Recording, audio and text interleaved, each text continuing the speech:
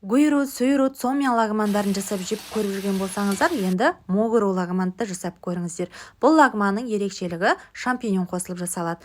Алдымен етімізді маринаттаймыз. Етке бір жұмыртқаны араластырып қосамыз, кукуруз крахмалынан су қосып араластырамыз, құямыз және соевый соустан да қосамыз. Дәміне қарай тұз салып, етті 30-40 минутқа маринаттаймыз.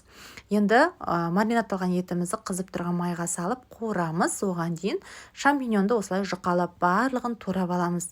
Жартылай ащы бұрышты да ірілеп тураймыз, болгар бұрышында турап аламыз.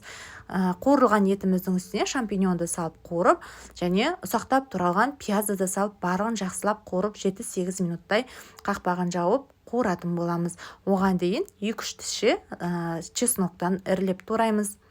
Және қызанақты да осылай ірілеп, төртбұрыштап турап, барлығын еттің үстінен қосып, тағы да бір қуыратын боламыз. Енді лагманға керемет түс, керемет дәм беретін ол